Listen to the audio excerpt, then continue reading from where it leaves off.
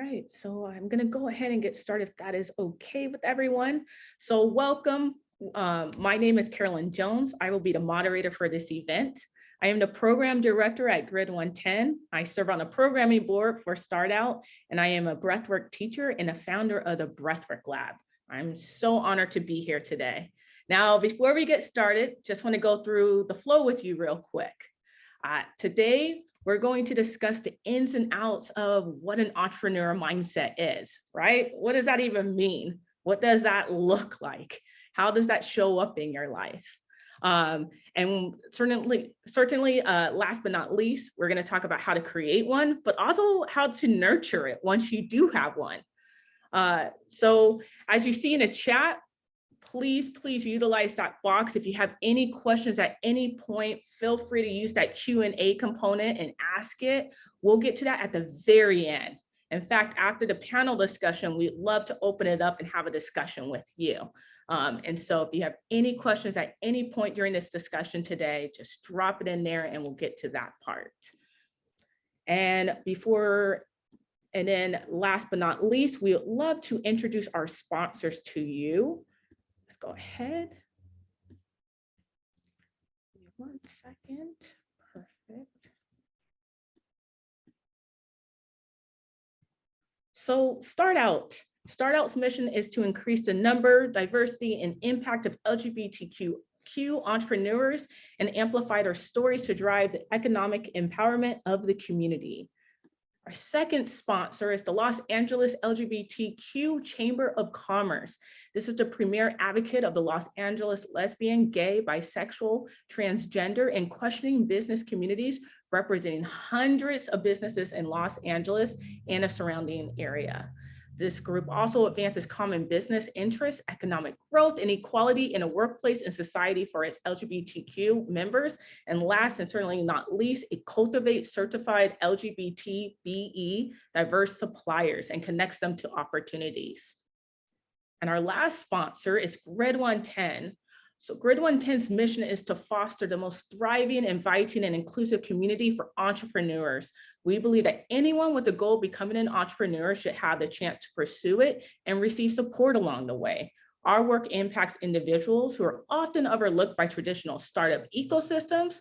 That's what drives us to make the entrepreneurial path more equitable, more inclusive, and accessible for all. So those are our sponsors. Just again, a shout out to them. Thank you so much for making this event possible. And again, my name is Carolyn Jones. I'm the moderator today, but I'm just so excited to introduce you to our panelists today. I call each of these people my friends. I'm very fortunate, very lucky to do so, get to interview my friends. I'm just so excited. But that's enough about me. Let's kick it to them. So Jimmy, Steph, Nick, love for you to introduce yourself a little bit. Tell us a little bit more about your background. I'll kick it off to you, Jimmy. Sure. Thanks for having me. Thank you everyone for joining. I'm Jermaine Nguyen. My pronouns are he and him. My background, and for my day job, I am the SVP of growth at an AR, VR, and NFT marketplace technology company called the RE Network. I run business operations, product, performance marketing, and customer service for this tech company. My side hustle, which I own, is a men's innovative swimwear line called Jame, self-titled, primarily direct to consumer, but also sold in 13 retailers across the US. I'm also a board member of the LAGLCC and a programming board member of Startup. And the Young Entrepreneurs Program, which is one of the partners of this event today. Steph? Hi everyone. Thank you so much for having me. Love being here with my friends as well. This is really awesome. Thanks for having me. I'm Stephanie, she, her. I'm the founder of Prana Wellness, and we teach busy go-getters how to achieve peak performance through wellness. So we offer one-on-one yoga therapy, corporate wellness programs, maternal health, and then speaking and coaching through wellness. And I'm also a trained yoga therapist, and no one really knows what that is, but it is different and separate from a yoga teacher. Yoga therapy, we work to heal specific mental and physical ailments through the tools of yoga. So that's fun. It's really cool, more on the clinical side. And are we giving background or for like business or later?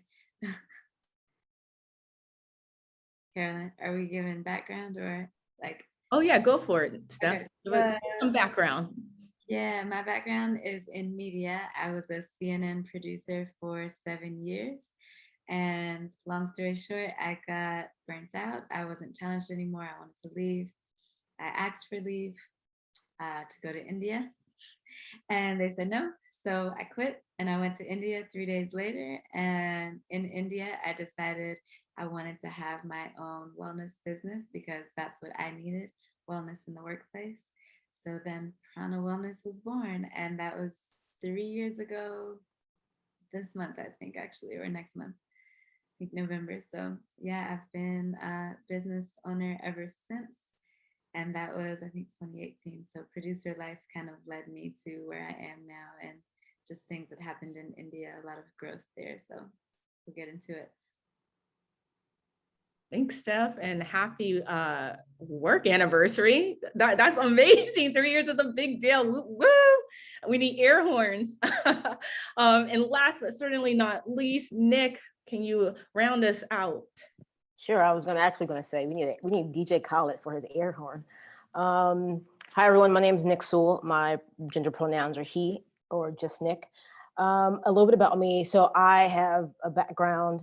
What I'm currently working on is I'm building out actually a venture studio. I, in the last 8 or so years, have done a lot of one-on-one business advising for companies, both internationally and domestically, and some one-on-one business coaching, particularly around companies that are looking to like franchise, or they're looking to either scale their idea and or marketing efforts. And so prior to that, I have a background in producing film festivals, actually. So I had a lot of media and marketing sponsorship that kind of led me into sort of this business development / tech investor / tech development space. Thus, it just made the most sense for me to launch my own venture studio. And currently we are working in the Web3 blockchain space, building a I can't really share yet, but building a product in the fintech space, as well as putting together some more community efforts around developing an investor fund for companies. My previous background that kind of led me all the way here is I have a background in music business. So I wanted to manage recording artists, touring musicians, etc. Had some success, then led me, as I said before, into the film space. And it's kind of led me all the way forward to the work that I'm doing now. And I'm glad to be here. Thank you.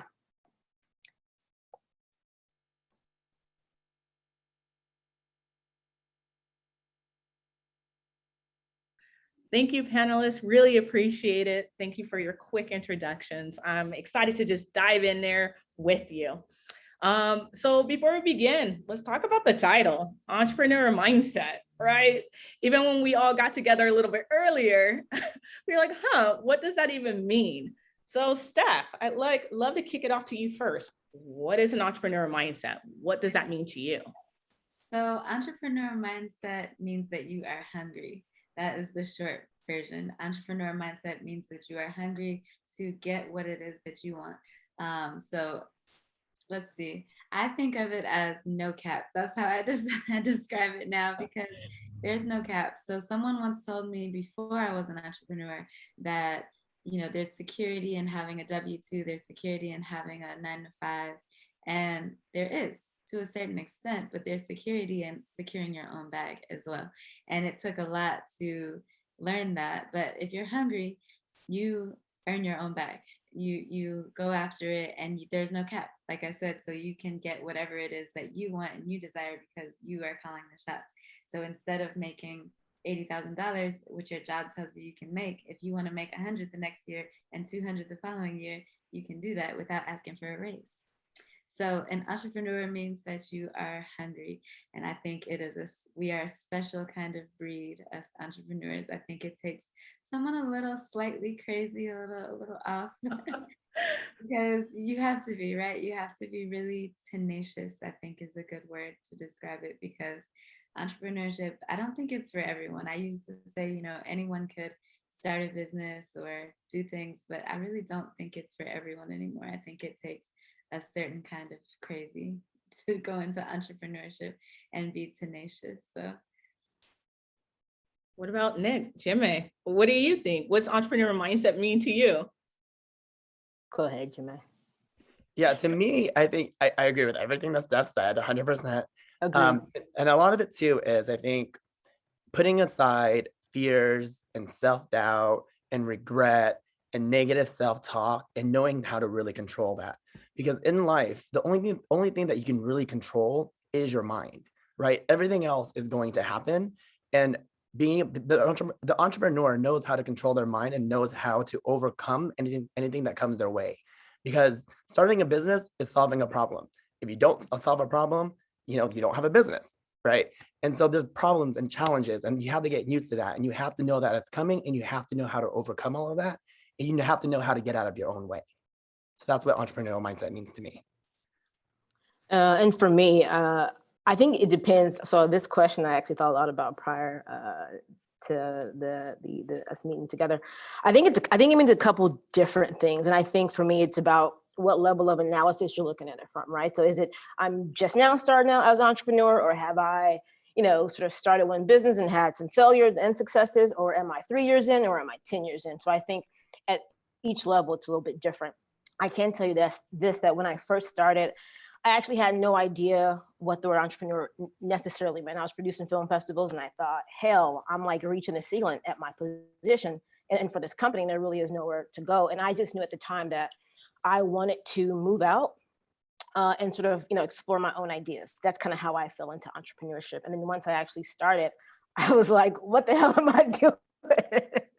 So it went from this space of like total panic, because then it was like I don't have those securities. I have to like go out and find clients, and even though I had have a background in music and I went to school for music, it was very different than actually leading a whole team and someone's career. I think now what entrepreneurship means to me is a mixture of both what Jamae and Stephanie shared. You've actually got to be nuts because depending upon what type of entrepreneur you are, sometimes you are solving a problem either for the market space, or sometimes you're just solving a problem that you yourself are having. And so I think it can mean a couple different things, but I think for me, you definitely, when when I first met Stephanie, I remember talking to you at the copy machine at our old office. And I said, I think entrepreneurship is taking yourself full on, because all of your insecurities, all the things that you tend to procrastinate on, push to the side, all of your old traumas, baggages, all those things show up at some point of your business. And so I think to me, the definition is really taking yourself full on. So if you think you are a badass, become an entrepreneur. Thank you. I Yeah, love Steph, were you gonna add? Yeah, I was just going to follow up on what both Nick and Jamae said regarding fear. I think that there's no way to escape the fear, but you have to lean into it, just like Jamae said. And I usually describe fear as excitement without the breath. So as you know, I'm a breathwork instructor too, and we love to breathe, breathe, breathe. I think it's the foundation of literally every human function. It all starts with the breath. So fear is literally just excitement without the breath. It comes from the same physiological mechanism in your body. The same one that creates fear creates excitement in you. And so if you can learn to breathe into that fear and just lean into it, then you're good. I mean, of course, entrepreneurship is scary. Of course, I don't know an entrepreneur that has not said, I wasn't scared at the beginning of their journey, right? But you have to lean into it. And honestly, the only thing you're fearing is something that has not yet happened in the future. And that's where anxiety and stress come from, because you're making up a story for what has not occurred yet. You're creating a story for something that has not happened yet. And it's crazy to do that, right? It's crazy to think about something and make up an outcome and you're worrying about it, but it hasn't happened. So if you can just bring yourself to right here, to the present moment, bring it back with your breath, that will allow you to lean into that fear and turn it into excitement. I was super scared when I left CNN. I had no savings. I was not one of those entrepreneurs that had it all planned out. They were like, "You're leaving a good job to do what? To teach yoga?" I was like, I had no idea what I was doing. So here I am. And I leaned in and it worked. Let's talk about a little bit more about that, right? I'm hearing a lot of themes here and I appreciate that, Steph. I'm going to let you, go ahead and keep preaching. But like leaning in, I know you mentioned, working at CNN, you mentioned burnout, you mentioned India, taking that leap. I think all three of you have different journeys of leaning in and taking a leap. But I'd love let's talk about that. You mentioned burnout. I think that can sometimes be a catalyst to, creating change for yourself, reassessing, hey, something's not working here. Something's not working here. I need a little bit more control over my life or over my future. But I'd love to hear that, Steph. What is burnout? What did that look like for you? How did it show up? And why? Why did you say, this is it? I need to make a change. It literally hit me in the face, or in the chest rather, because I had a panic attack at work at CNN, and like I had no idea what was happening to me. I had never experienced anxiety before. I didn't know what would happen. So the burnout was literally what caused me to create my business. So I was at work and I started feeling very jittery, like my heart was beating out of my chest. I felt for like 3 months prior to that, though, I felt like a chest pressure, but that was it. It was just chest pressure. And I was like, oh my God, am I having a heart attack at 30? Like, what's happening to me?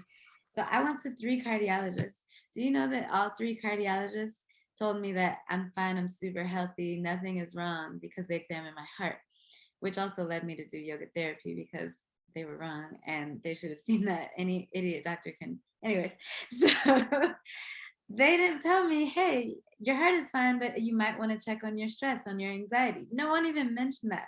So it blew my mind. I ended up in the emergency room for 8 hours after having a panic attack that I didn't know I was having, hooked up to EKG and all these things for 8 hours. And all they tell me is, honey, you're the healthiest person we've ever seen. Your heart's fine. And I was like, all right, so like, what's this? What is happening here?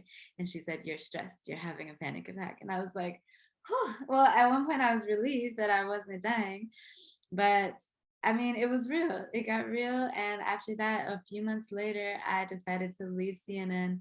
And at the time, I thought that I was going to go to another media company. I was going to take my time, my personal time in India, discover yoga and all the things, because I was already learning.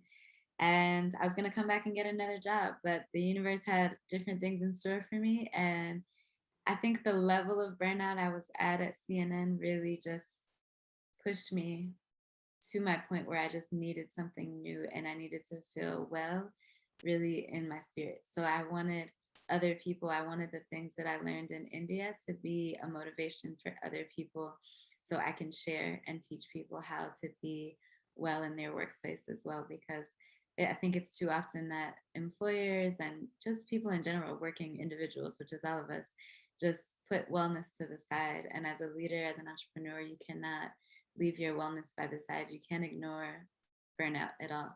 You can't pour from an empty cup. So if you are burning yourself out, not practicing self-care, then you have nothing to give to your business, to your family, friends. It's empty. Thank you, Steph. I appreciate that and totally resonates with me. I know I've been reflecting on burnout. I think a lot of us have especially these last 2 years.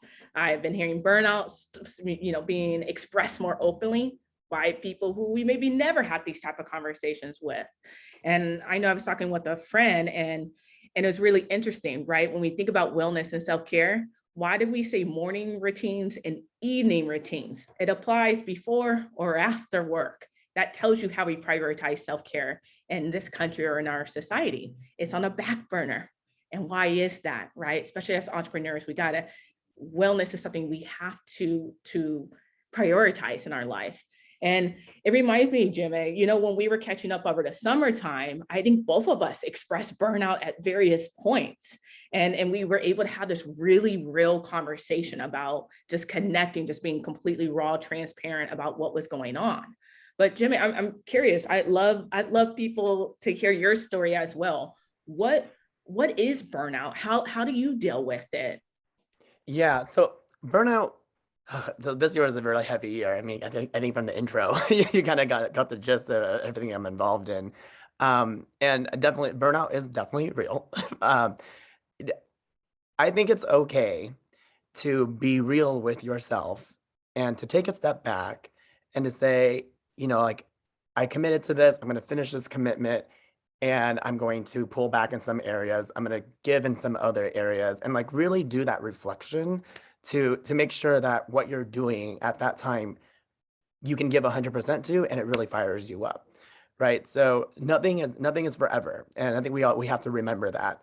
Like I think so often we're like, oh, if I get stuck if I do this, it's going to be there for so long and I'm committed forever, but it's okay to give yourself permission to let some things go and take on other things, right? I think that's the best way to make sure that you stay in your passion. And I think that's how I make sure I can overcome burnout. That's beautiful. Give yourself permission. Yeah, Bernarda, I totally agree. That's such little, both of you, Steph, Jimmy, both of you. And Nick, I had to tell a little story about Nick and how I met him. We used to work in the same workspace as well. And I sometimes would have really late nights. And let me tell you, Nick was always there. And finally, Steph, I think you introduced us to each other and we had some really awesome conversations, just random times. I'm telling you, just really late sometimes.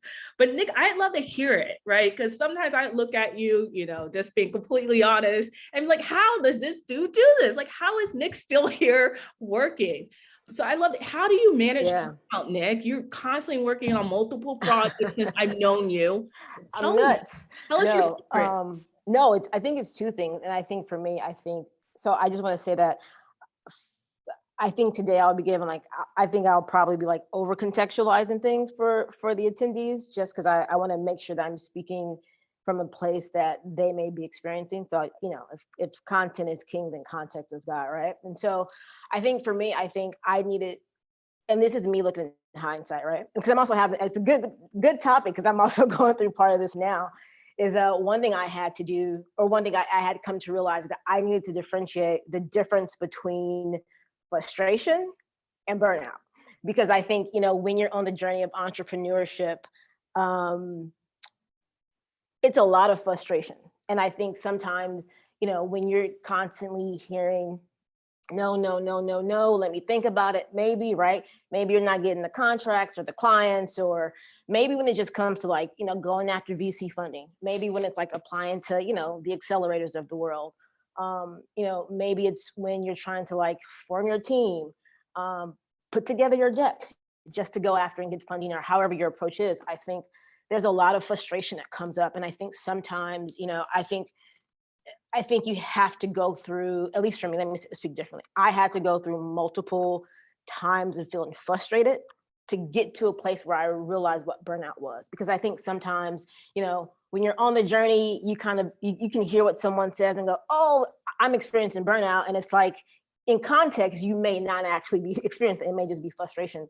And so for me, I had hit the burnout button. I think this was probably like a true burnout. I think this happened for me sometime last year. And oddly enough, it wasn't necessarily pandemic related. I was having multiple conversations with a few people that kind of can go to and have them listen to me. And that way I can sort of, whiteboard everything, all my ideas out. And it was a conversation I had with a friend of mine. And she works in the corporate space, not an entrepreneur, but knows my personality well. And I was talking to her and she was like, Nick, she goes, it sounds like you just aren't having fun. And I had been, after trying to find a solution and to really to identify how I felt, because I couldn't articulate it. And I'm someone that I'm usually able to identify how I feel, but when I can't, I know that it's either something disgustingly small or something that's just far beyond my level of understanding. And what it was is I wasn't having fun. And it just all hit as I was sitting in her living room, and I thought, oh, yeah, I'm totally burned out. And I think it took me literally years of successes and awards and this and up and down and clients and big clients and small clients. And I think for me, it hit that point where I was like, I had given myself enough time to figure out like, yeah, it's not necessarily the clients. It's not what I'm doing, like the method of what I'm doing. I just am no longer passionate or excited about this method in which I'm doing the work that I want to do. Because I was clear about what I wanted to do, like what my overall mission was. But it was all of these small things in between that I was like, oh yeah, I'm definitely burned out. It was not frustration because I was like, I'm gonna, toss my laptop off the desk and everything else and like middle fingers to everybody. I mean, that's really where I was at. And so I think for me, it took many levels and many times of frustration over the years to get to a point where it's like, yeah, I'm done. The jig's up. So Thank you. I mean, thank you everybody for your transparency. I think it's really important for, everyone in the audience, all of us to think about burnout. Burnout shows with our panelists, it showed up differently in each one of you. Each one of you had a different story and each one of you processed it differently, right? Steph over here going to the doctor's office, Nick's over here just like, what is going on? I need to whiteboard this, right? Jimmy's like, something doesn't feel right. I think I'm overworked. I think I'm too busy. What is going on? So I think it's really important when we think about burnout that it can show up really different in all of us. And sometimes, what were you going to say, Nick? No, I do want to just chime in one last little piece. I think the how I had sort of crystallized that moment for me, and I remember saying to my partner, I was like, I think my soul is trying to get my attention. Yep. And that was it, because I was like, there's no way, because I remember talking to Steph, I was like, there's no way I can work any more hours. There's no more, I have like no more capacity to stay at the office. I cannot create another deck, build another website. Like I have literally done all of the things you're supposed to do, plus some. And so it was at that point that I was like, I think my soul's trying to get my attention. I love what you just said though, right? It's your body. Steph, it was your body trying to communicate to you. Nick, it's your body trying to communicate to you. Jimmy, I know in our conversation, it was your body. In my experience, it was my body that felt off before I knew how to articulate what was actually wrong, right? And I think that's so important to be aware and to connect to your breath. I'm a breathwork instructor too, so we always say your breath, or to understand where it shows up. Your shoulders, your throat, your lower back, what is going on? Your heart feels off, it's beating. It's just so important. But, let's offer some tactical things too, right? With burnout, I don't know if you have 2 or 3 really quick things. When you needed to reset or reground, what were your go-to things? So for instance, with me, when I was experiencing burnout, I took a road trip to the Pacific Northwest. I'm a nature enthusiast. I love the outdoors. It's my quickest way to get clarity and to reset. So that was like my go-to. Something's off, let me go outside and go on a hike. What about you, Jimmy, Steph, Nick? Do you have like 2 go-to things that you could share with, with each other and our guests that they maybe could turn to? Yeah, so my strategy, it's a little nuts, I guess. Stephanie says it. I live and die by my calendar, so everything I have to do is on my calendar.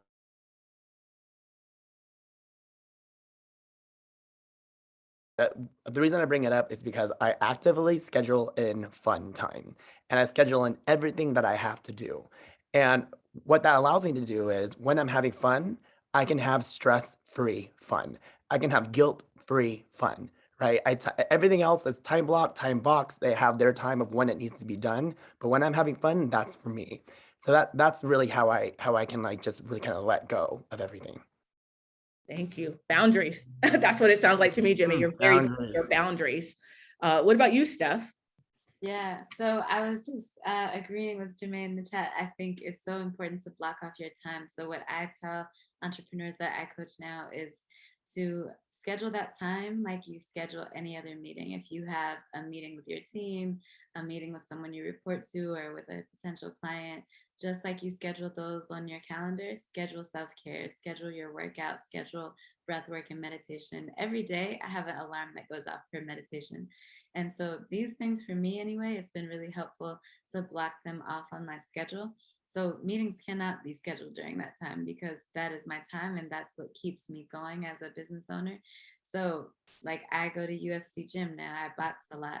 And so I'm teaching one class before and one class prior. And during that time in between UFC, can't mess with me. All right, watch out. Those things. And then obviously for me, it's the breath, the meditation, the yoga, and yoga asana, which is the physical movement practice, because yoga is actually the union of the body and mind. It's the overall lifestyle, versus most people assume that yoga is, you know, the physical downward dog and warrior two and all the things.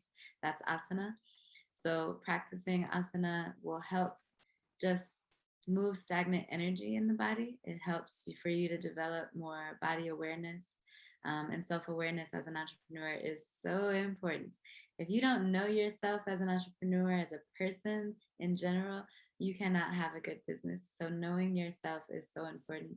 And it helps me to do that on the mat, in meditation, self-study, and journaling. Journaling is really a great way to release and deal with burnout, because when you have burnout, a lot of, I call them stress points, right? So we go, let's say everyone has 10 stress points and they start each day that way and they don't meditate.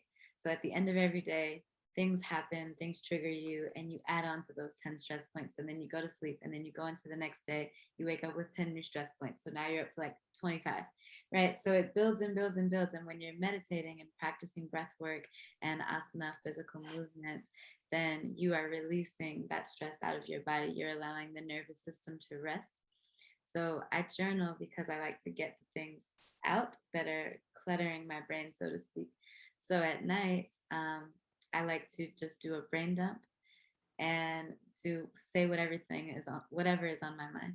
So it could be in the form of like a Dear Diary type of thing, or it could be, you know, these are the things that happened today and this is how I feel about it, or just a to-do list, just a simple, could be as simple as a to-do list. Like, this is the 100 things I have to do tomorrow. What do I do? Just to get it out of your minds before you go to sleep really, really helps to deal with that. And then also in the morning, I write a gratitude list. So wake up and be grateful, things that you are grateful for.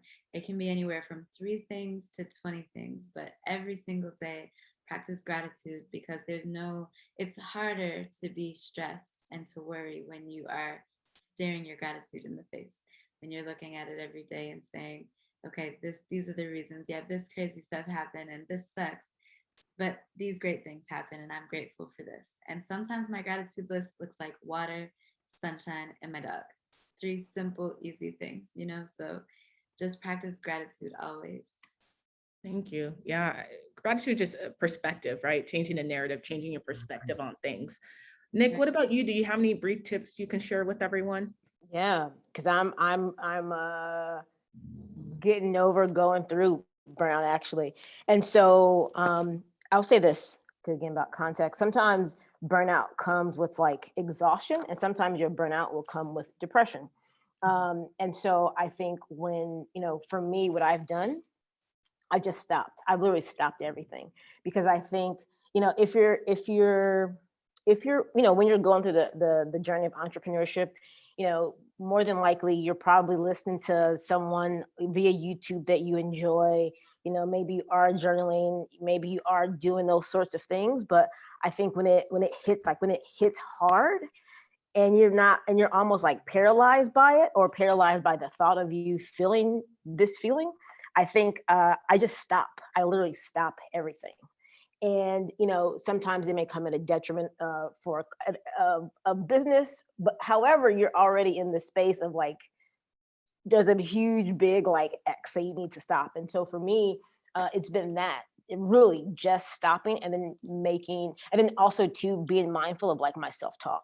Yes. So I think, you know, because I've gone through the phase of like, I'm supposed to be doing this, and I should be here in this particular business or with this particular client, or, you know, all of these things come up. And it's really, it's really interesting, because I actually have a Post-it, I think it may be downstairs, but it says burnout versus routine. And I'll probably share a little bit more about that later. But for me, it was just a matter of like needing to stop and evaluate like my self-talk.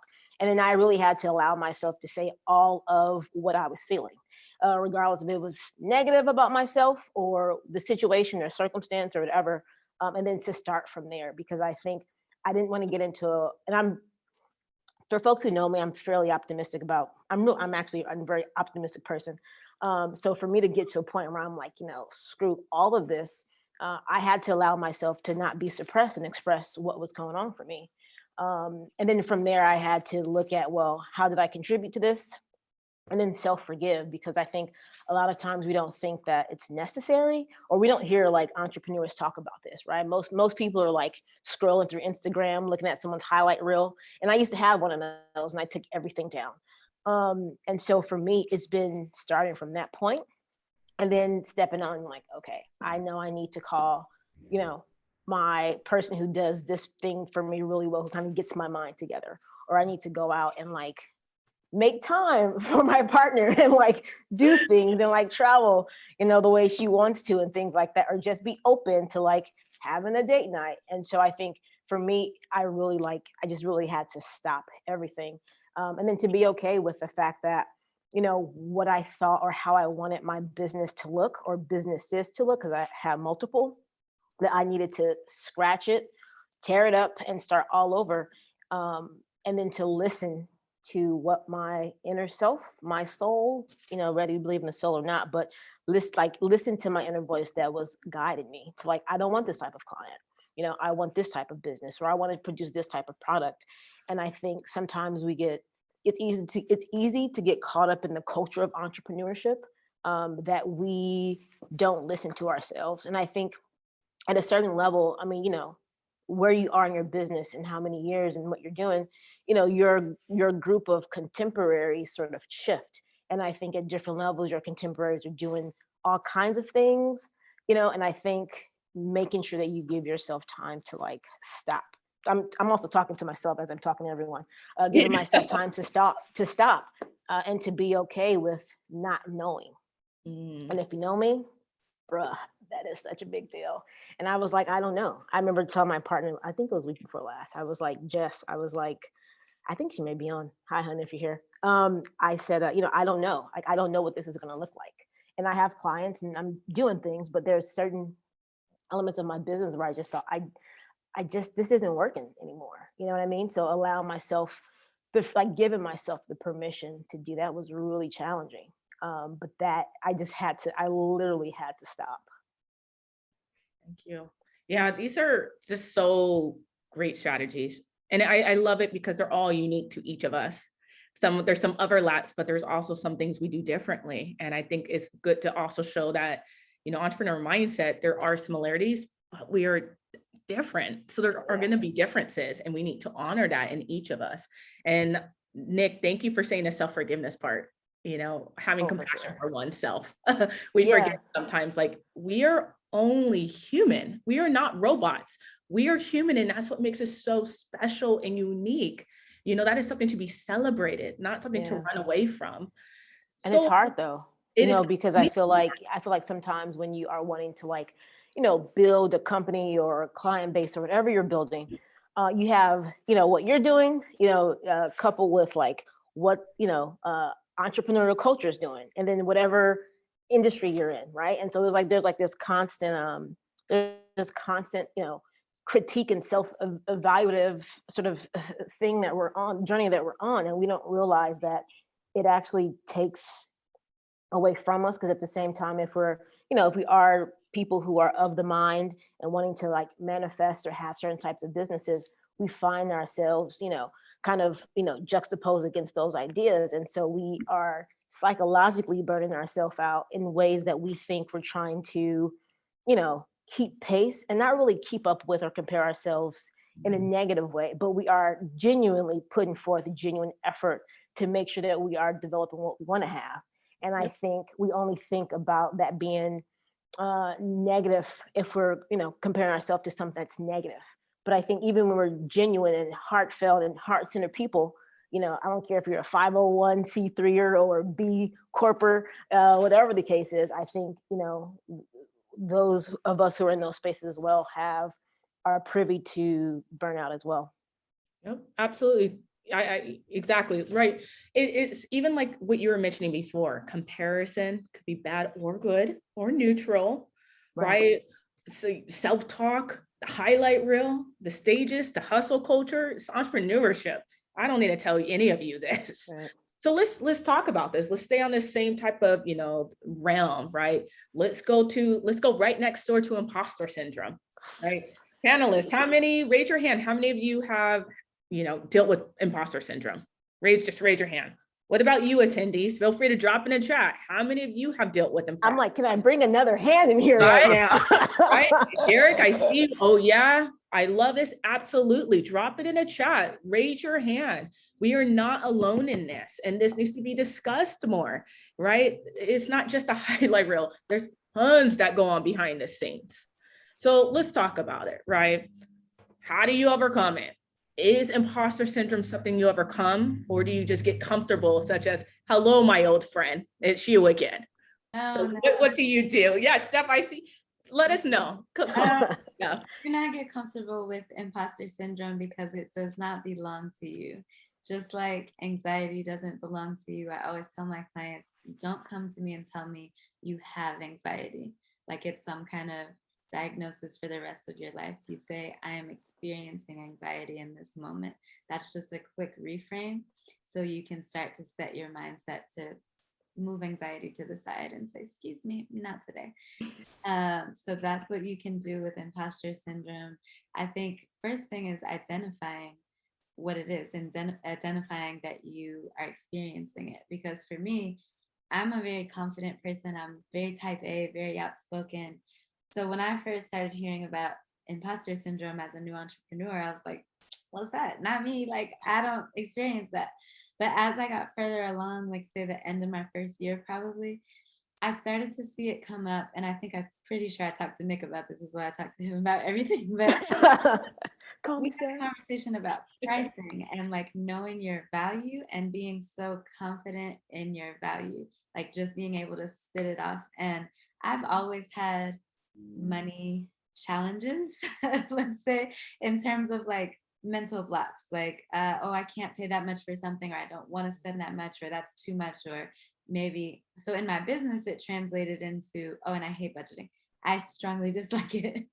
So that personal thing manifested in my business. And so my imposter syndrome hit me there because it was like, okay, I can't charge this amount because that's too high, or people won't pay for it. But really knowing what you're worth and knowing your value is something you really have to come face to face with. So that for me is how imposter syndrome hit, and how I beat it was just, I think it was Jomar actually.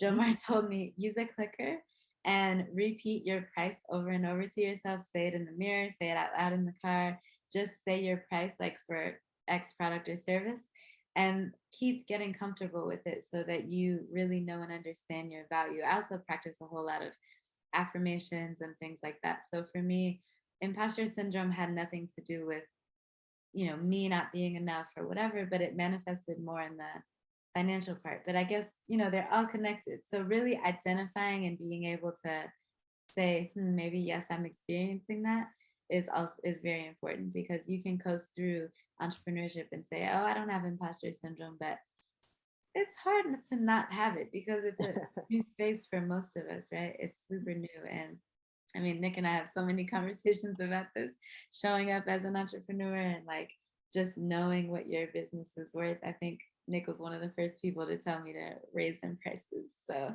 they've been raised. I love that about what you just said too, Steph. Jamar, Nick, right? Is sometimes this is why it's so important to have that tribe around you who can call you out and be like, what, wait, what, Steph? You need to raise that price, right? That mirror, that reflection to kind of call you out, positive or negative, to be like, there's something off here. What's going on? Right. What about you, Nick, Jimmy? Imposter syndrome, what does that look like? How have you dealt with it? Oh, go ahead, Jimmy. Imposter syndrome, like I text Carolyn before this and I was like, Carolyn, I don't think I can do this. I don't know if I have anything worthy to say or share. And Carolyn obviously hyped me up, and like it's having those good relationships around you with people who can support you to build you up, to Stephanie's point. But I think the biggest thing for me too is just taking that first action, right? To Stephanie's point earlier, you cannot guess the future. That's what gives you anxiety, right? But just take that first action, start answering that first question, start trying to do the research, start the preparation. And then when you get into the rhythm of it, that imposter syndrome starts to kind of fade away. So just kind of overpowering it with a first step is my strategy. I love that. I think, both of you have, that's what even speaking for me personally, I try to be friends with my imposter syndrome and knowing how it shows up and what situations it kind of comes out, right? Where you're like, here we go again. Hi, imposter syndrome. Welcome back, old friend. And kind of having that relationship with it. So being honest, right, about it and not shying away from it. What about you, Nick? What about imposter syndrome? I'm so glad you asked, because I'm telling you, the timing of this panel is so interesting. I like in the last maybe like 3 weeks, just hit with imposter syndrome, like face on, full on, can't avoid it. And as I do this thing called radical self-honesty, I look back at all the times in my first business in music management and film, blah, blah, blah, blah, blah. And I was like, oh, damn, I've been dealing with imposter syndrome all this time, like all this anxiety that had been there. I mean, I'm telling you, who you guys see on this on this video chat today is very different than who I was yesterday. And I do mean yesterday. And the last 4 weeks prior. No, that's really no exaggeration, being incredibly honest. And I'm working through a situation right now where I have been approached by a business partner's daughter to help them produce an event. And she had asked me to do some work. I consulted for them. And I'm in the middle of this doc that was supposed to be like 5 pages. Has now become like 22 pages of me, of all this festival information and knowledge that I have, helping them produce this festival. And it took me forever to like go through this document. And I would literally have my laptop on for hours, no TV, no side text conversations, no background screen, anything. And I was like, I'm having this same issue that I had when I was in college. Why is it something that I know, like the back of my hand? Why am I having such a hard time like producing this document? And it wasn't until last week, yeah, technically last week, that it dawned on me like, oh, damn, this thing has really hit, and how am I going to move forward? And I procrastinated days after that.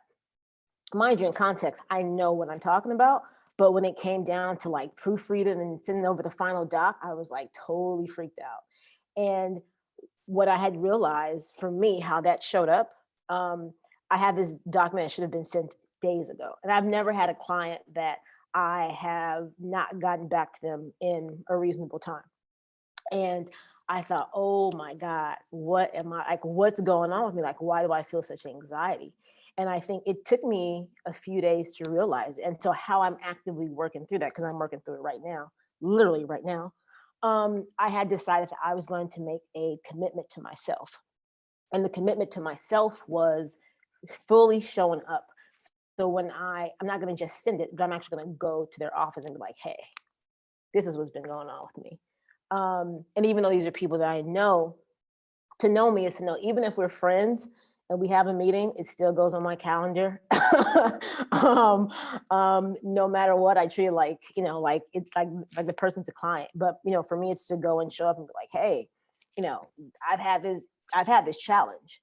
And this is what's going on. And even though I can have a very personal conversation with them, because she and I have the same language. We've done some development courses, but to go and be like, hey, like, no matter what, I'm giving myself a deadline to get this in, and this is what's going on with me, and to leave it at that. And it's just really interesting because I've been in situations before, at least in entrepreneurial culture, it's under promise, over deliver. Right. And so I think that's something that we all try and do with our businesses. Sometimes, to a fault, sometimes bad boundaries, sometimes not charging, all these, many different ways that we don't honor our word, even with ourselves. And then to have a situation like that happen, I was like, okay, I've got to fully take this on and be incredibly like responsible and like self-responsible in front of them. Because for me, it's about the client, right? Or about the person I'm interacting with, but this is really about my relationship with myself.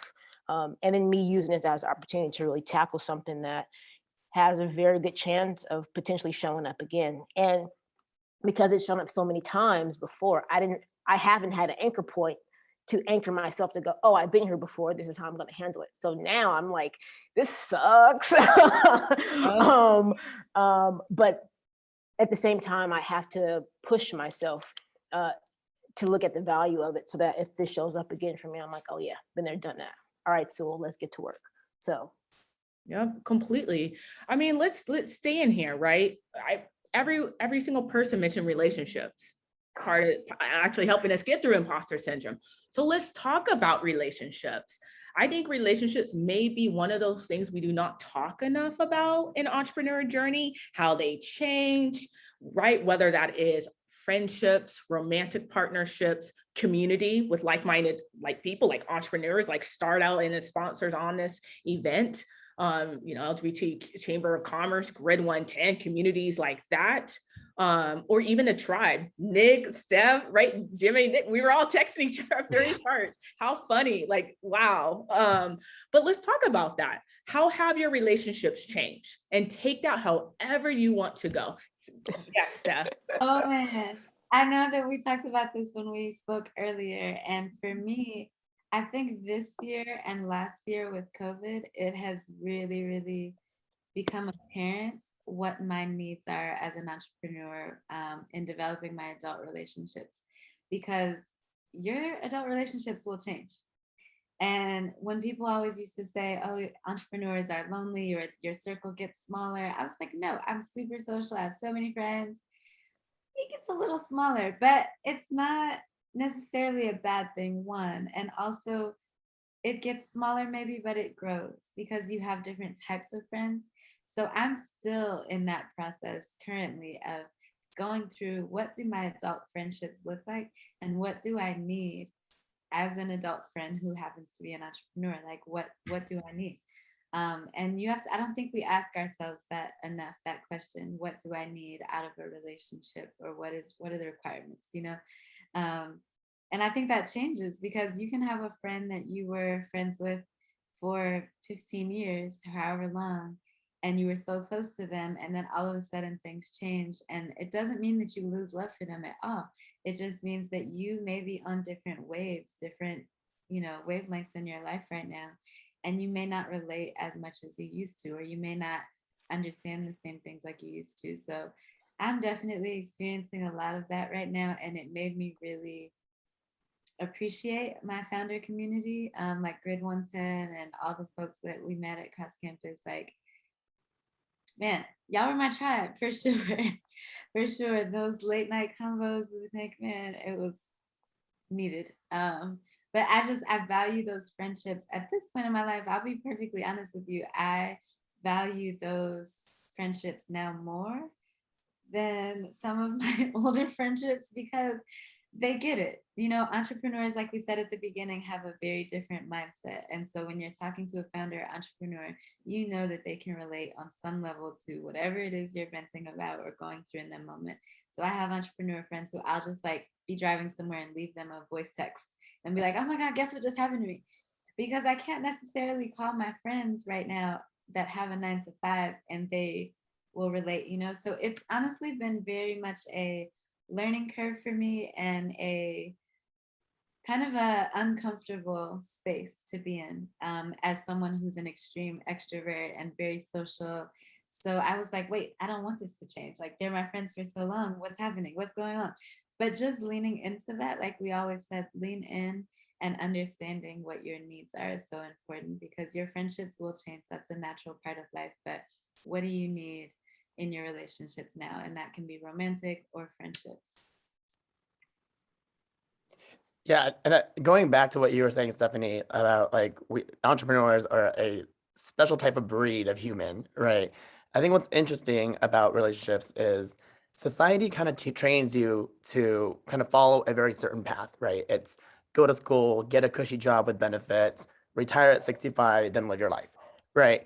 And what happens with that is anytime you kind of deviate or steer off of that life plan, your friends or your people you have relationships with well intentions will react with fear, right? Like for example, it was $30,000 for me to for my startup costs when I was first starting my brand, and then when I was telling that to my friends, they were like, "What? You could buy a house with that? You could this and that, blah blah blah," right? All well intentioned, but it comes from a kind of a fear, a future fearing default that is kind of ingrained in us, um, just by the way that society kind of teaches us, right? So it's important to really be able to surround yourself with people who are like-minded and entrepreneurs, because what they see when you tell them something like that is possibilities, right? They see the $30,000 investment turning into $1 million, right? It's not, it's like it's just a very different way of thinking. Yeah, just possibilities, I think is the major one. And for me, LAGLCC, Start Out, Grid110, involved in all the organizations. Had it not been for this community, I don't know that I would even still be able to push through and do and overcome what I've overcome, and given me the perspective from other like-minded people. Yeah, I think to add to that, I think your relationship is going to change. I think the number one relationship that changes is you with yourself, no doubt about it. Because I think sometimes, I won't say that entrepreneurship is traumatic, but it has qualities to it that's similar to trauma. And I hate to say it like that. So please forgive me, Steph. But there is a rocking of your world that shifts. And I think, again, if you more than likely, you're probably someone that's genuine, has a real good intention, you know what I mean? And then all of these things starts to shift. And I think we don't really talk about the relationship with ourselves shifting first. The things that we used to do, we don't do anymore. We're okay with it until we're not. And usually when we're not is when we run into someone like a friend or a best friend, or it may be a lover that's like, where you been? What's going on? And then, you happen to find, you've been finding yourself needing to explain that. And sometimes just having to explain that, it's kind of, it's like, it's almost like your level of awareness at some point shifts, because you didn't realize like how different you are. And I think what then comes up is, a lot of, and I've had this a lot of times in my life as well, but what comes up is that you'll become afraid of success at times, or there's some shading of it, because it's like, well, I am different. I am set apart from everybody, and not that you are some like godlike figure, but the general things that you normally would do, right? You don't do those things anymore. And I think as it relates, and I'll speak, as it relates to a romantic relationship, dating, being in a relationship with someone who is on the road of entrepreneurship, but not quite yet an entrepreneur, it can be really challenging, because I think a lot of times, there is, you have to realize that as an entrepreneur, you're not on the mainstream current. The mainstream current is you work 9 to 5, you have your 1 hour break at 6 o'clock, you're off, you're like, screw work, I'm leaving everything until I get to the office tomorrow, right? And then the weekends is like, when folks who work those traditional hours, they live it up. As an entrepreneur, you're like, bro, this is extra time. You know what I mean? This is like, I need to redo my deck. I got to find investors. I got to do this research. You probably have like 30 tabs open on your cell phone or laptop that you want to get back to, or you bookmarked, right? And so it's this thing that's all consuming. And I think and I'm finding myself, in my relationship now, who I have a great partner, is, having to say like, hey babe, like this time I'm going to like do work and like allocate this, this day or this time to like just time, you know what I mean? Or doing something that's very specific to the relationship. But I think, that's not, and even like those conversations can be challenging too, because it's like the reality is that I am not normal, whatever normal is to be, meaning AKA mainstream. And so I think it requires a lot of communication. It requires and this is also assuming that you're invested in the person that you're with, right? Because I mean, there's entrepreneurs who kind of just date to, when they do have free time. But I mean, this is for someone who's, in a committed relationship, it requires a lot of communication, a lot of like let's sit down and like let's talk this thing through, and this, you know what I mean? So it's a lot of I think over communicating, and it can be really challenging, you know, because I think you have to think about it. No, you're already two different types of people trying to get together, right?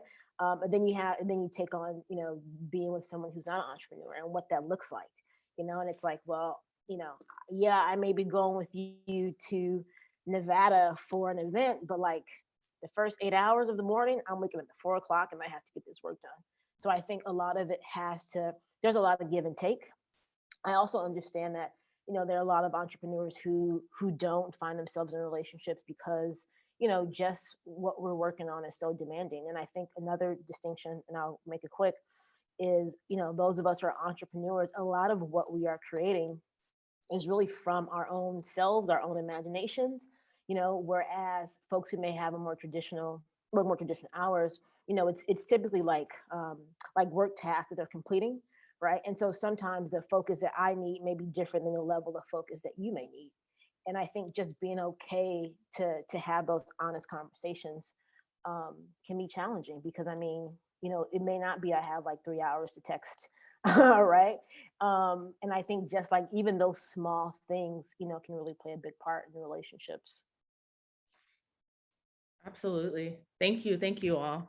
We just, for the audience, we'd love to open it up to you shortly. So if you haven't already asked a question, feel free to in a chat with the Q&A portion. We love it to be interactive. But panelists, you know, one last thing for everyone, even each other, right? I don't know about you, but as an entrepreneur, I'm constantly learning from everyone. Like you all, I'm over here taking notes too, wanting to apply it into my own life. So just greatly appreciate this conversation today. But last question for you all, you know, what's the best advice for new entrepreneurs, or even just any entrepreneurs, to be honest, right? Because the journey can kind of go like ebb and flow and turn and twist. So what's the best advice for thinking about this, right? It really can. So what do you think? What would you say to someone? The groove that I'm in now, and what I've been telling any aspiring or current entrepreneur that asks, is learn as much as you can and keep learning.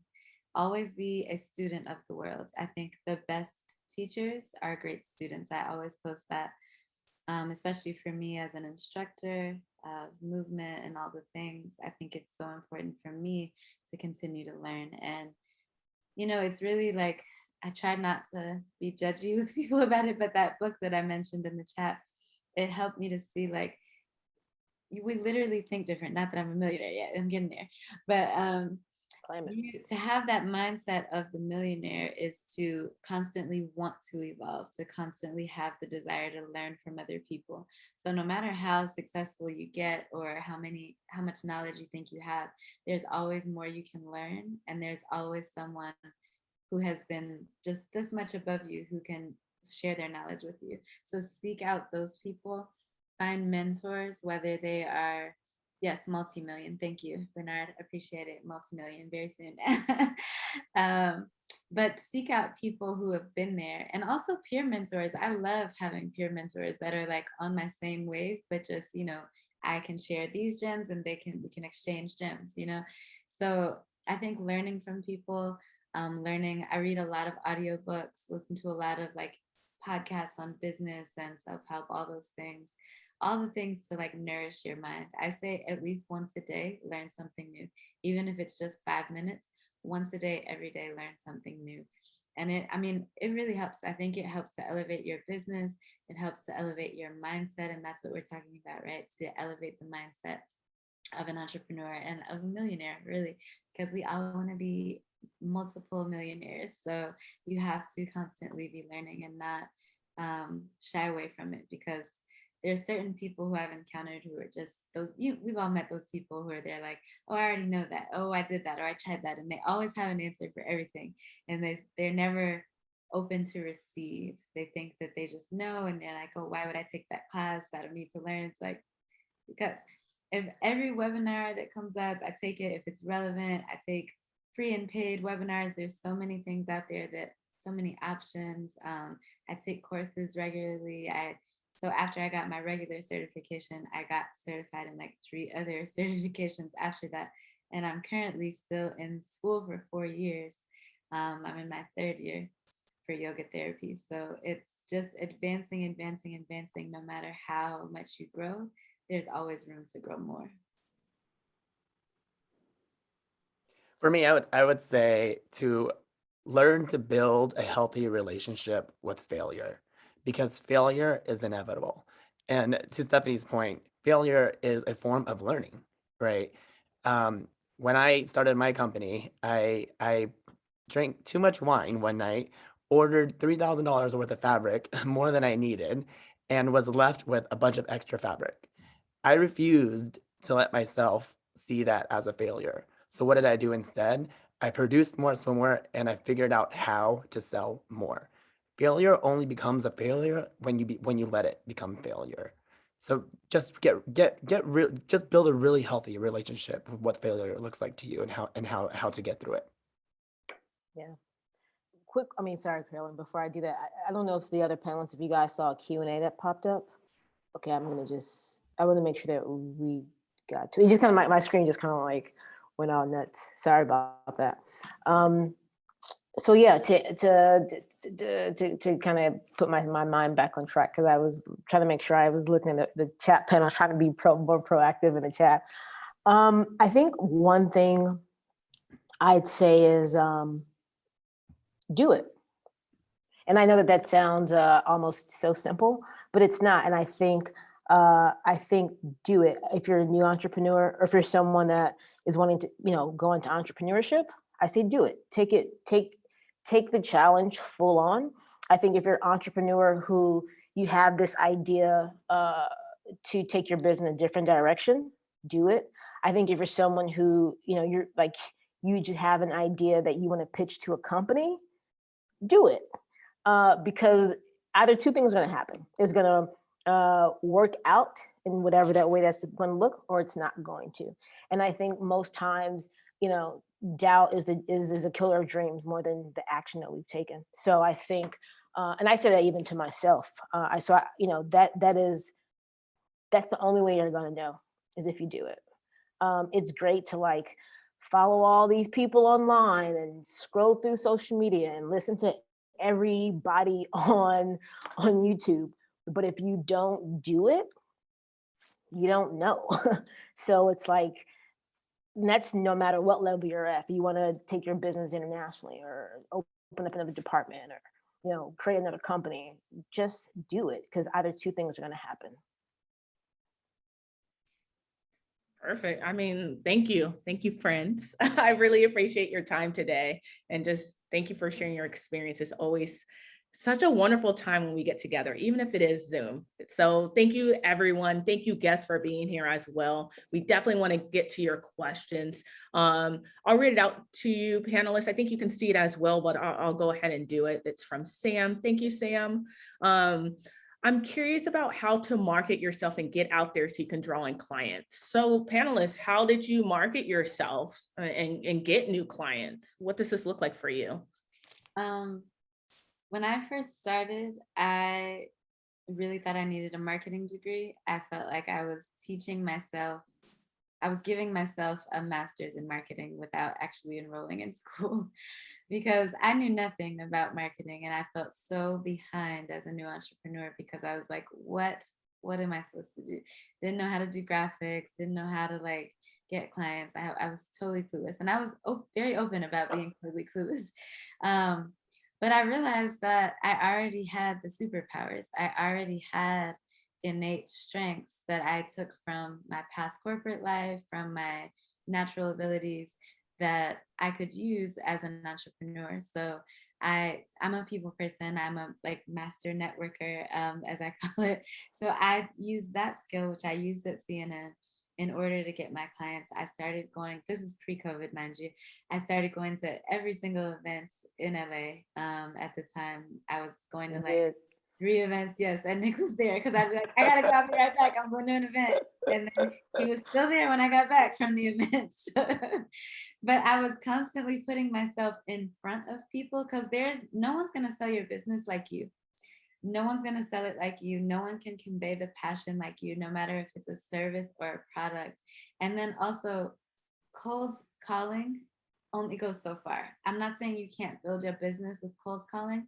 It helps sometimes, but nothing like that face to face, that human connection, or even on the phone. Jump in front of people, put yourself in front of new audiences constantly.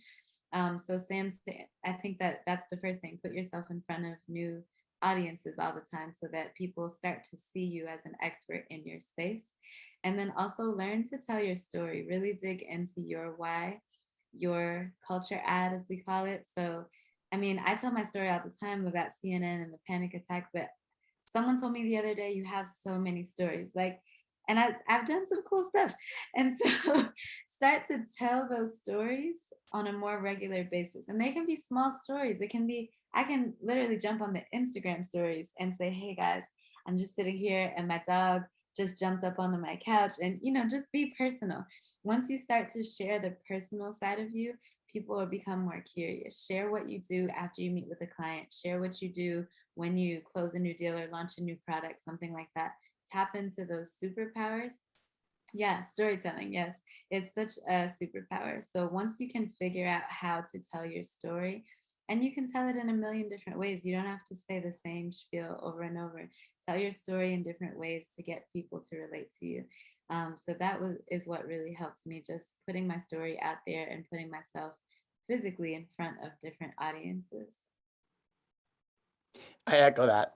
When I started working or trying to get Jamae, my swimwear, into retailers, I made a list. I did a Google search. Actually, there's an app called Key Cities that pulls up all the gay-owned businesses that would sell my swimwear to my target audience, and I came up with a list of 120. And I either walked into the store, cold called them, cold emailed them, but told my story. Same thing, right? Talk to no one else can tell your story better than you. Tell them your why.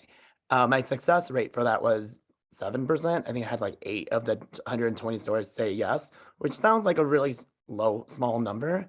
Now I have 13, but that when Good for you you. consistently tell your story and you refuse to take no for an answer, that is, you are your strongest marketer.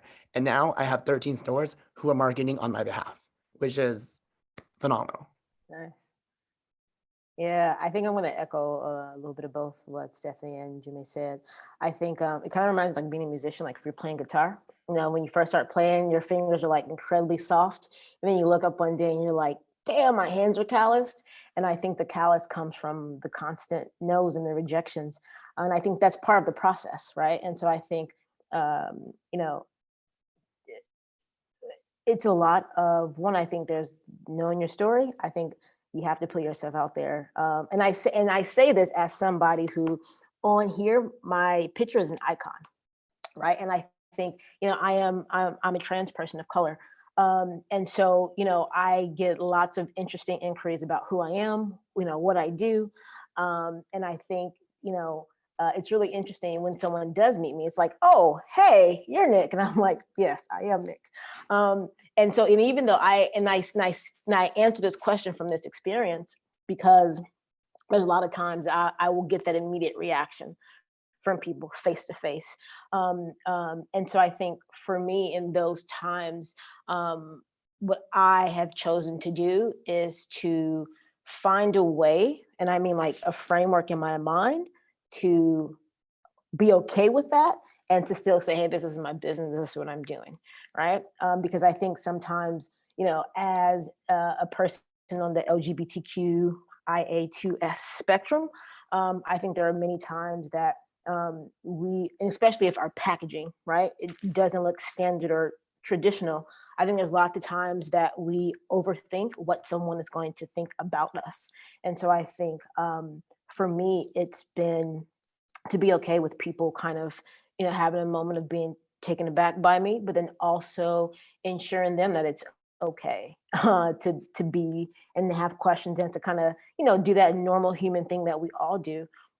But for me, I still decide to go for it. And this is also a really big challenge for me too, because I'm in the process of creating all this content and actually, going visual in some spaces versus using the icon on some things on my business website. So I think, for me, when it comes to marketing, is one, that inner self-talk and being able to, embrace the questions that people will have. Another side too, technically, is understanding the fundamentals of marketing, right? So essentially it's selling. And so I'm a huge component of like funnels, things like that. I mean, feel free to reach out to me individually. I'll type my email in the box and you can reach out to me. But I think it's that self piece, and then it's also learning the technical aspects of marketing too. Be it that you're running ads, funnels, et cetera, et cetera. So Thank you. Thanks so much, Sam, for the question. Is there any other questions we can answer or the guests can answer at this time? This is your time. Just want to make sure we provide some space for you to interact with us as well. Thanks, Nick. Nick just dropped their email.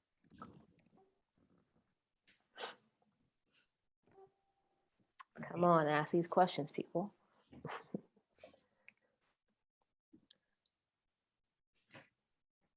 Well, thank you. Well, panelists, is there anything I didn't ask you that you wish to share? No, thank you everyone for joining. We really appreciate you taking the time to be here. Yeah, I have this a was I have a question. Yeah. I just wanted to ask Jimmy a question. I know maybe we can talk offline, but I'm just sort of curious to know about you starting your swim line. Yeah, for me, I was in corporate America for like 10 years, and I guess what you were saying about frustration versus burnout. I'm just realizing that my frustration might have been burnout. But in corporate America, button up, slacks. I worked in tech, right? And it was very kind of like a machine all the time. And I didn't have an outlet to kind of express my creativity. And growing up in sunny California, being out by the water is one of my favorite things, right? And so swimwear was essentially my escape, right? It's where I got to go to be creative, to experiment with fabrics and colorful things, and do things that were outside of my what I do every day. So it became kind of an escape, and it became where I kind of found my true self, right? That's where I got to experiment with things that weren't normal. And my real name's Jimmy. And I think through that process, I actually formed a new identity as Jimmy. And Jimmy is the fully expressed self, and the fully expressed self within a brand. I love that. I I love Jimmy. Yeah, I just love that. I love his story so much. love saying Jimmy. Yeah, right? Smile. He has a name that you just like smile after you say it. It's Jimmy. Yeah, how could you not? We have one more question, if y'all don't mind. What is one? Oh, we got two more questions. All right. Let's try to get. We got 8 minutes. But Bernard asked, "What is one piece of advice you would tell your younger self?" I would tell my younger self to. Well, I guess I did the things that I told them. I just kind of took the leap and went for it. I would tell my younger self, don't be so caught up in what society wants from you. Because we all go to school. Most of us went to college, I assume. And I'm not saying college isn't good, but they put you in a box. I think just now, like in the past 5 years, we're starting to see entrepreneur programs at colleges and things like that, like business management. Well, there was, but business management for an entrepreneur, things that don't have to do with like accounting and law and pre-med, that was like the norm. So break away from the norm a little bit. I would tell my younger self, I mean, I've always been a rebel, so I didn't have to tell my younger self too much. I kind of just was born this way. But I think there was a point where I was like, well, this is the path I'm supposed to walk. This is how I'm supposed to do things. This is how, the world wants us to be. You have to work 9 to 5. Like, if you would have told me 8 years ago when I was at CNN that I would have been a full-time entrepreneur now, I would have left, because I thought, and I was taught, that you go to work, you have your 1 hour lunch break, you come home, you do stuff when you get home. Like after work is, that rigid what society puts on you. And now as an entrepreneur, I think I'm exploring just for the past like year or so, having that freedom of space and time as an entrepreneur. Like, yes, sometimes on a Tuesday, I will be at the spot at noon. And that is fine. But I'm also, like last night, was up until 1:30 in the morning doing work. So you find that balance and you find what suits you as an entrepreneur, and don't let anyone tell you that that's not right, or, oh, why are you off right now? Why are you taking a break right now? Because you deserve a break. And F what society says you're supposed to be and supposed to do, because you have to make and do what works for you. Oh, Nick, Real Jimmy? quick. Yeah, sure. Real quick. Gay is okay, and do it. Jimmy, what about you? What would you say to your younger self? I would say to trust life and have faith. I spent so many years just like, am I on the right path? Am I doing the right thing? Like, and, do I follow what society tells me? And I think it's just, take a breath, keep working hard, but have faith in the outcome. Because I never would have thought I'd be where I am today. And quite frankly, I'm living the dream that I've always dreamed of. Oh my God, that got emotional. I want to hug that guy. Love this. Yeah, and I would tell myself, trust your intuition. You're right. Your heart, your soul knows where it needs to go. So trust it. And one last question. Or let's see, Derek. Hi, Derek. So what are great ways to really start breaking out and finding your own tribes to help move along? Yeah, what do you say? How do you find your own tribes? I'm a firm believer of using social media for non-social media reasons. So years ago, I had actually hired like 6 interns via Instagram, and I searched the hashtag intern and went through a whole process of hiring interns through another startup years ago. So I would say I do that. I use that same method for finding other people who are along my path. And so it's something that, I think most of us are used to, and even some entrepreneurs, maybe not all of us, but we are used to using social media as a consumer versus a creator. And so for me, I actually use it to suss out and find people that are doing along the things I want to do. So if you're going to be on Instagram or whatever those websites are, scrolling, looking through photos, or trying to find, content to work your content off of, I would reach out to people. I would really use it as a method to reach out, because I think you'll be really surprised at people who actually honestly respond. And that's regardless if they're celebrities, have a blue check mark, or influencer, or just someone that may be a part of someone, a group or community or influence that you may be following. So I would really encourage you to use it for that process. Plug. You can join Start Out, LAGLCC, apply for Grid110. Definitely just like, I'm a very social butterfly person. Like I love to like talk to people. All these, meetups and whatnot are my go-to places for building that tribe. Yes, I love it. Yep, Startup Programming Board is looking for applications, so be sure to apply. Grid110, we'd love to have you part of the ecosystem. All of us met at Cross Campus, we're in a tribe there, so you just never know how you're going to connect. But know that, there are people just like you out there who are looking for you as well. Your tribe will find you. They can't wait to connect with you. But thank you everyone so much. Thank you for joining us. We greatly appreciate you taking your evening to just, chill out with us. And thank you panelists, Jimmy, Nick, Steph. It's always a pleasure to have the opportunity to speak with all of you and to have the opportunity to speak to you all at once again. It reminds me of old times and it feels so good. So thank you so much. Really appreciate it. I hope everyone has a beautiful evening. We dropped our email, so please do not shy away from reaching out to us if we can be of help in any way. We'd love to connect with you. So thank you Cool. so much. And shout out to Emma. Thank you for doing behind the scenes. Thanks, Emma. Yeah, shout out to her. Carolyn. Thank you.